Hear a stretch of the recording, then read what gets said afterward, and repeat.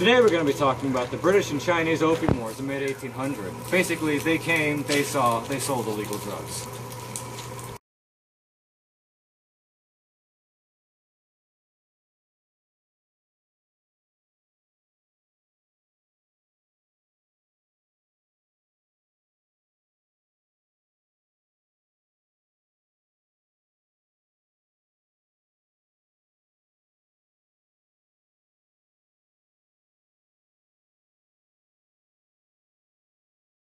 In 1793, Great Britain and other European nations badly wanted to trade with China. China, in return, wanted nothing to do with Europe and, in fact, refused to see their diplomats.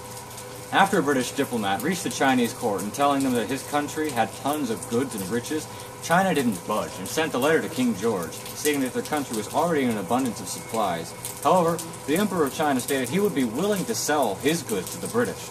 The Europeans exported gold and silver to the Chinese in return for their goods. However, nothing ever came in return because the Chinese argued that the export would be impossible to conduct. This was absolutely unacceptable to the British, and they came up with a plan to sell opium. In the mid-1800s, the British and the Chinese were in a massive argument over whether or not the British could continue to sell opium to the Chinese. The Chinese blockaded the port of Nanjing, and so the British sent in gunships to take out their opponents. The British sailed up the Nanjing, and opium trade continued as usual.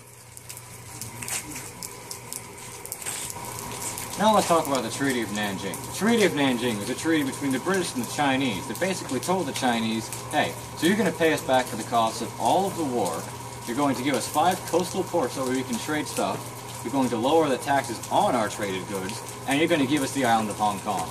And the Chinese had no place in refuting this treaty because, well, they were kind of being aimed at by a bunch of British ships. However, in the treaty, nothing was said about the opium trade, so this led to further disputes, and in the end, a second opium. So how exactly did the war end? Well, basically, the British sailed up the Nanjing River, and they went to the Chinese, and they said, hey, agree to this treaty, or we're going to blow you up. And the Chinese were like, well, we don't have a choice in this, so okay. So basically, the Chinese had to pay back the British all of the costs of the war.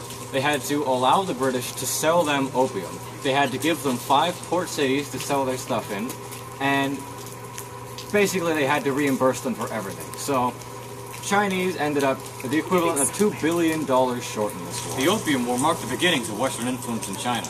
The Chinese tried to deal with the problem of Western influence by pitting the Western countries against each other. Basically, the concessions granted to the British were also granted to everyone else, so the British had more rivals for their trade domination in China.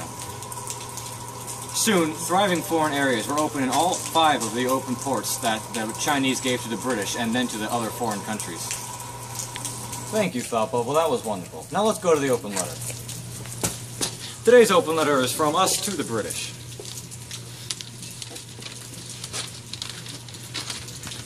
Dear British of the mid-1800s, we thank the British as a whole for their contributions to Western society. However, you guys are kind of jerks. Bombarding people to get them to sell you illegal drugs wouldn't get you very far today. However, back then people were so afraid of you that it did indeed get you places. The Chinese even said, suppose there were people from another country who carried opium for sale to England and seduced your people into buying and smoking it. Certainly your honorable ruler would deeply hate it and be bitterly aroused. You guys responded by blowing them up. Good job. Sincerely, William Zuniga. So in conclusion, and now sort of a wrap-up, the British and the Chinese were in a massive unevenness with their trading. The British decided to solve that by selling them opium. The Chinese tried to outlaw the opium and enforce that outlawing, and the British sailed up the Nanjing and forced the Chinese to sign off a treaty that basically gave the British full trading rights and made the Chinese pay them back for everything. And this marked the beginning of Western influence in China, and, you know, the Chinese kind of came out on the bottom of that deal. And so it concludes our summary of the Opium War between the British and the Chinese.